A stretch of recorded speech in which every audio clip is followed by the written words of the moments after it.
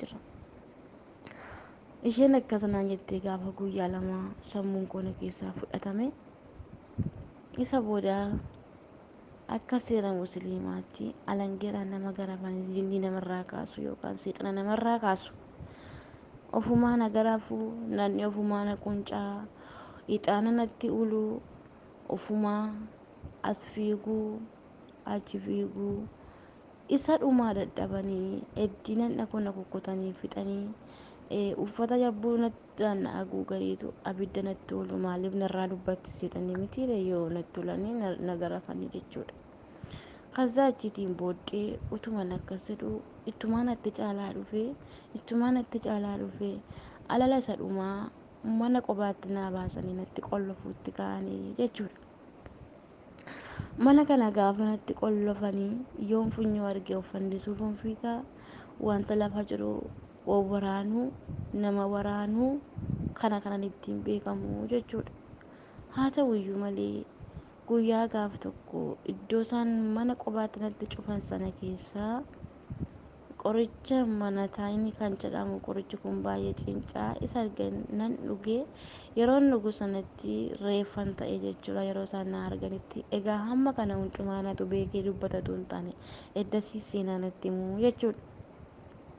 Eddiin qoricha kana dhugeetii booddee lubbuun koos biyya lafarraa godaante. Eddii lubbuun koo biyya lafarraa godaantee booddee maal baasu mana keemii geessu laata? Mee dhuga ba'umsa kana keessatti walumaan haa caqasnu. Akkuma silasiin jedhe dhuga ba'umsa kana tun dhaggeeffatiin adaraa biraan darbinaa. Achiitiin booddee gaafa mana keemii na geessan mana keemii kun fayyuu hin dandeessu duuteetti owwaallachuu dandeessu ittiin jedhu lakkii jedha wasiilli koo kun obboleessi abbaa koo maaloo adaraa mee ilaalaa bilikoosiillee irra nuuf dhaabaa ittiin jedhama. Achiitiin booddee doktoriin tokko Tolasaa kan jedhamu hin jira. Xiqqoo kana idda harka koo gaafa ilaalanii iddi kun hin aatti lubbuun na keessaa hin baane raawwattee na keessaa hin baane lubbuun. Achiin booddee gaafa bilikoosiin irra dhaabanii qoricha kana na keessaa xaraguu na miicuutti ka'anii isa booddee qorichi sun na keessaa miicamee itti raawwatee booddee bilikoosii fudhadhee maraatummaan koo ittuma dabalaa dhufe jechuudha. Hin qannasa utuu hin taane itti dabalaatu dhufe. Kana keessaan mataan irratti tortoraa jira nana ja'a qaamni koo rifeenchi mataa koo jaa walitti biddeenni jaa walitti qabatuuf na ja'a fooliin isaa walitti na ofitti nama hambutu. Haa ta'u kunis gaariidha. Utumaan kana jedhu maraatummaan koo ittuma baasaa dhufe. Yeroon isaa yeroo gannaa ta'uu jalqabee bokkaan roobaa qilleensi hamaan jira. Yeroo sana haadha koo biraa baheen gara biyya dhaloota abbaa koo anigaa abbaa hin qabu. Abbaan koo gara haadha koo keessatti hafee ji'a torbatti kan inni wareegame. Abbaan koo poolisiidha xiyyiitiidhaan kan inni du'e. Kunis mudannoo tokko anaafi kaza haadha koo jalaa badeen gara biyya abbaan koo itti dhalate gaxarii badaadha achitti badeera. Kaza kaakayyuun koo kun ijaa musliimaadha hundi isaanii musliima firri karaa abbaa kooti har'ayyuu musliima gooftaa kan fudhatee hin jiru. Kaza achiitiin booddee isuma humnaa waliin maraatu beekamtuudha bakka mucaan tasfaayee hin maraatte ayii karaatti hafte kan jedhu malee mucaan tasfaayee lubbuun jiraatte nama taati ganaa guddatti ganaa lubbuu dheeraa jiraatti namni jedhee yaadee jira laata hin jiru. Isa dhumaa waan godhan wallaalanii ganama salangaan irraan bu'u galgala salangaan irraan bu'u isaan nama na garafu. Nanni koo godhu ciccitee hin baduu laata lakki waaqa na jabeesse kanaaf safuudha. Utuman kanaan jiruu alala baqqaa nan gadhiifadhe nan uffaniiru waan ta'eef bakki irra na gadhiisuu jalqabanii jechuudha. Maaliif haadha koo biraa badiiraa gara biyya abbaa kootti gadi godaanee jira jechuudha. Gaafa bakki irra na gadhiisanii olii galan deemaa. Ijoollee yoo karaatti natti dhufte isaanis na rukutu anis na rukuta namni koo madaa'ee dhumeera rukuttaa namarraan kan ka'e maaliif ijoollee nama jaan rukutuuf namni sun mee namni maraatu reebaa na reebuu jechuudha. Egaa kun hunduu seenaan nagaa malee natu yeroo sana sammuu qabaate dhagaa miti. Meesa kana godhe gidduutti waaqayyoon naaf galateeffadha adaraa. Utuman kanaan jedhu waggaa tokkoon fixee jechuudha. Utuun bakkeerra jiru ammas waggaa lammaffaan koo itti fufee alala baqqaa maraatuu isuma beekamaa isa maalirraa hin gorreen ta'e kanan jiraadhu bineensaa wajjin baqqaa manatti galuu hin danda'u. Yoo manatti galee namni nagaa hin qabu nyaachuu hin danda'u dhuguu hin danda'u namoonni waan ta'eef nan uffani bakka. Yoo kataa dhiyootti na arganii gara daggala keessatti walii isaaniitti himanii nu hordofaa jedhurraan kan hafe namni dhimma koo qabaatu hin dhibame. Lakkaa Kiristoos Yesuus dhimma koo qaba. Yoo maraadhee bosona keessa deemeyyuu xiqqoo obsuu yaala boojii yeroo iddoo iddootti na hudhutu jira.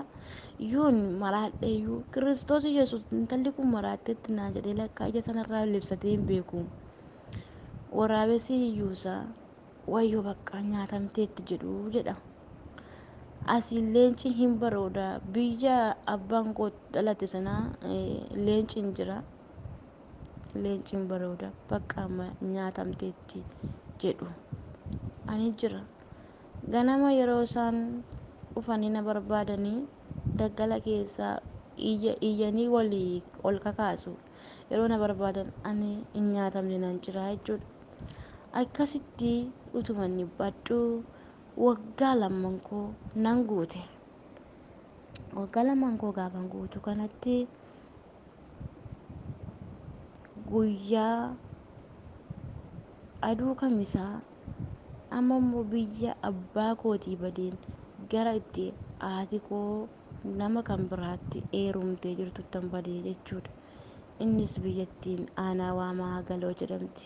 Biyyan itti dalagdee guddadheessi achuma wallagga ba'aa aanaa waamaa galootii jechuudha. Haa ta'u iyyuu malee gaafa mana haadha koo kanatti badu yookaan adeemiidhuma gaafa mana haadha koo kana dhaqu haati koos ofitti na butuu hin dandeenye. Eenyutu maraatu mana kaataree abbaarra kan naa caale haadharra kan naa caale kun wayi maraatte kan naan hin jenne Kiristoos Yesuus bichaan arge. Achi booddee abbaan biddeenaa koo yookaan abbaan manaa haadha kootii akkasitti mana kootti akkan galchine fudhadhu narraa badii ittiin jedha. Haati koo lammata gaa'ila koon diigu kan jettu gadi na lakkiste gara alaatti. Kunis hin jira. Haatis nama nuuffayaa biroo tokko abbaan nama nuuffayaa biroo tokko kan isin hin nuffine kana namu caasaa hin nuffine Kiristoos Yesuus isa qofaan arge. Yeroo haati koo gadi na lakkistu kanatti ollaan hundinuu maal yoo gaa'ila kee diigde dhala kee kana fayyifatte naan jedhu turanii jettee dubbatte ittiin fayyee booddee jennaan anis nan cakkane waan garaa koo na jabeessallee hin beeku. Ati dhala koo hangafaa turte sirratti handa'umsa bara garuu hin beeku garaan koo na jabaatee yeroo itti sansalataan harki kee dudduubatti hidhamee deemu sansalata sanallee qabee sirraa hiikuu hin dandeenye naan jetti. Haa ta'u garaan koo yeroo tokko akkamitti na deessee kaatee maaf na nuffite laata haati koo na jechisiisa. Utuma kanaan jiru utuman akkasitti mandala namaa keessa deemuu utuman akkasitti siqaa arguu bineensa cakkaa wajjinis buleera. Wanti baay'eenis ta'eera. Guyyaa tokko bakka itti jawween wal horu bowwaa tokko keessa na buusee amma sammuun na darbate jechuudha. Achi iddii jawween na qabatee akkamitti namni dhagaa laata. Anoo silaa maraatuun safaa walitti qabattiire lakki namni maraatu iyyaa deema yookaan wacaa deema mitiire achi akka hin taanetti namni allayyaa sana keessatti jawwee kana reebiin irraa baasee jechuudha. Meesi qaayin dabarsee dhufe mee tokkuma lama jedhaa caqasaa adeema tarii dhuga ba'umsi kun fayyina isinii ta'a abdiin qaba. Jawween kun heddii ganna lakkisee booddee haadha koo kana bakka mana haadha kootii yaafatanii maaloo mucaa tokkittii kana hidhachuu dadhabdee bineensa nyaachistaa maaliyyoo fudhattee gara mana haadha keetti baddee girgiddaa mana haadha keetti yoo dhaqxee dhiitee achitti kiskite akka horiitti maal ta'a tarii mucaan kun fayyitee bor deebitee si gargaaruu dandeessi ittiin jedhu jedhama. Haa ta'u iyyuu malee eenyutu maraatuu jaallatee mana keessa kaa'atare eenyutu dhimma maraatuu qabare silaa maraatuudha dhugumayyuu akkamitti namni maraatu mana kaa'ata. Gaafa haati koo tola jettee ofitti na fuutu abidda manatti kaa'ee yeroo sana manni haadha kootii citaadha. Yeroo kanatti abbaan buddeenaa koo anas haadha koo manaatii gadi ari'a. Jaarsummaadhaan haadha koo gara manaatti wal deebisanii obboleessa abbaa kootii kana waamanii Abdulqaadir kan jedhamu kanatti na laatu. Innis dhufee na fudhatee silaa abbaan qabu akka abbaatti na wajjin dadhabeera namni suni. Akaakayyuun koo yookaan abbaa kootii akka aanaa sanaatti sooressaan tokkoffaadha. Baay'ee nama qabeenyaa qabudha. Nama guyyaa irraatti hoobcoon bichaan iddoo ja'aatti dhaabbatee jira. Haa ta'u qabeenyaan isaanii anaaf na fayyisuu hin dandeenye. Qabeenyaan abbaa koos na fayyisuu hin dandeenye. Ani waggaa 2 guutuu akka kanatti tun shiqaayii koo nyaaddu. Akka kanatti tun caakkaa keessa bosona keessa buluu utuun achi keessa ooluu aduudhaan aduudha tun jedhiin roobaan rooba utuun jedhiin utuun achi keessatti akka kanatti ciniinsuun miidhuun wanta baay'eetu jiraachuu danda'a yaa namaa. Tarii wanti baay'een irratti wal fureera caakkaa sana keessatti ta'uu danda'a. Ani yoo wallaaleyyuu ani yoo sammuu qabaadhe dubbatachuu wallaaleyyuu silaa sammuu qabu waan ta'eef waan narra ga'e dubbatachuu hin danda'a yeroo sanatti lakki dubbatachuu hin danda'u. Haa ta'u iyyuu malee yeroon itti waaqayyo na fayyisuu jala ga'u waldaan ani keessatti amanee barumsa amantii cimsannaaf barumsa tajaajilaa achi keessatti baradhee xumure waldaa makaana yesuusii wiirtuu mooxee kan jedhamtu tarii namoonni wallagga bahaa taatan dhaga'uu dandeessu beekuu dandeessu. Konfiraansii hafuuraa guddaa qopheessite jechuudha. Konfiraansii hafuuraa guddaa gaafa isheen qopheessitu tajaajiltoonni yeroo sana dhufanii obboleessa keenya Jiilshaadha. Obboleessa keenya Raajii Dassaalenyi eddasii seenaa seenaa kana dhagaa malee yeroo sana natu sammuu qabaatee dhagaa miti jechuudha. Kazzaatii achiitiin booddee konfiraansiin kun dhiyaatee ammas haati koo silaa garaa ilmootii qabdee nama waammattee qabdeetu na hiitee konfiraansii sanaan naan heddee jechuudha. Konfiraansiin suni kamisa galgala jammaraa akka biyya keenyaatti yookaan akka safaraa an keessatti dhaladhee guddatteetti kamisa galgala jammaraa jechuudha. Kamisa sana galgala yeroo nageessitu sabni akkatti taa'ee waaqeffatu dhabee manatti na galchanii ammasii jimaata isaa badee haati koo silas uffatan uffadhu waan ta'eef akka shaarbiittani mudhii keetti hidhetanii qoma kee qullaa gadi si lakkisi naan jette. Waan maaltu na geesse laata gara cheerchii kana maraatu nadhee cheerchii keessa lixxee teessee hin yaadamaa laata mee xiqqoottaa yaannu akkamitti mee sammuu keessan naannessaa ta'u dhaggeeffadhaa. Kassaachitiin booddee waldaa yookaan cheerchii kana gaafan deemu namoonni hunduu ijoollee isaa of jalatti qaqqabatee taa'uu eegale jedhama. Amma haati koo ollaa waammattee hiriyoota ishee kan itti aanan waammattee gara cheerchii kanaa dhuftee achitti na ordofuu jalqabdee jechuudha. Dhagaa sabatti nan guuraa, lafa aarsaa irratti dhagaa nan guuraa, utuman jedhuu karaa obboleessa keenya Raajii Naggaallenyi kan jedhamu tokko jira Wallagga Lixaati. Inni mee mucaa maraatuu sana bakki irraa qabaa gara lafa aarsaa kanaatti as naa fidaa ittiin jedha warra keessumsiisaniin jechuudha. Yeroo isaan na qabuu dhufan isaaniin ofirratti nan ciniinaa, nan dhiitaa, dhagaan itti guuraa. Mucuma xinnoo kana namni qabee gara lafa aarsaatti na geessu dhabame. Maaliif ree maraatuudha seexanni lafa aarsaa hin jaallataare hin danda'e achirra dhaabbataare hin danda'u. Kanaafiyyuu namoonni sabni guutummaan inni kaan harka koo dudduubatti miila koo akkasitti qabanii gara lafa aarsaatti ol baasu turani. Yeroo isaan gara lafa aarsaatti ol baasanii balaqqamaanii bofatuun loccuu fatteetuna keessaa yaa'aa ture jedhu. Haa ta'uyyuu malee anis achirra dhaabbatteetu jetti haati koo. Isaan gara isaatti na waame kaa, isaan gara isaatti na waame kaa jetta. Eenyu isaanii naan jetti. Ani isaa kana maalittan beekaa? Hin beeku ani isaadha. Isin isaa jettan kana inni barsiisa jiraataadha jedhaan. Kazaachiitiin booddee Raajiin Naggaallenyi kun naaf kadhatee akkamitti akkan maraadhe hundasaa karaasaa afurri qulqulluu waan baay'ee haasa'aa ture jedhanii egaa hin beeku maaltu akka dubbatame yeroo sana.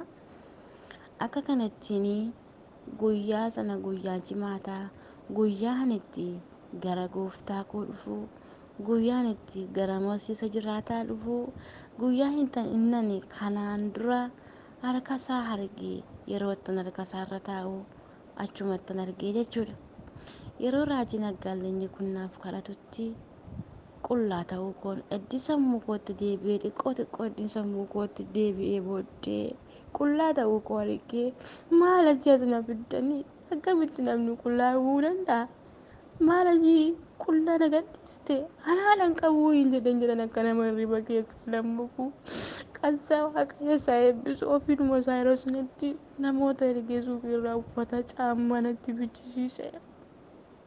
Saamunaa itti madaa mataa kootii dhiqadhu mana hakiimiitii naa bichisiise namni suni yerooma sana sagantaa dhaabee shindi beetii nageessee mataa koon irraa dhiqee maal jedhee uffata sana natti uwwisee. Kazaa jedhiin booddee karaa nama sana waaqayyo akkasittiin maraatuu waggaa lamaa tarii qoonqora udaan nyaachuu hin danda'a. Tarii waan baay'eetu narratti ol fudhuu danda'a daggala sana keessatti. Haa ta'u kunis gaariidha. Amiin jedhee fudhadheera mudannoo bara sanaas jechuudha. Otumaan kanaan jiru namni sun akka kanatti naaf kadhate sabni yeroo sanaa akka kanatti waldaa sana keessatti dinqii guddaa kana kan hin jedhamnetu waldaa keenya keessatti raawwate. Ammas otumaan kanaan jiru waaqayyo akka kanatti gara ofiisaatti na yaame. Utuu ani isa hin barbaadin, utuu ani isa hin jaallatin, utuu maalummaa isaayyuu hin hubatin waaqayyo akkasitti waggaa lama guutuu sammuu kootti bahee, waggaa lama guutuu jireenya namummaa gadhiisee, waggaa lama guutuu maalummaa jireenyaa umurii koo malee na harkatti fokkisee, waggaa lama guutuu umurii koo malee dhagaan dhaalamee, waggaa lama guutuu umurii koo malee alangaadhaanis garabame. Akka kanatti waaqayyo gooftaan gara ofiisaatti na waame. Galanni gooftaa koo Yesuus Kiristoosiif haa baay'atu.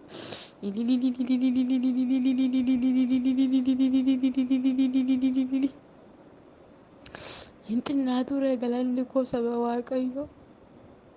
Itti xinnaatu galanni koo kun saba waaqayyo.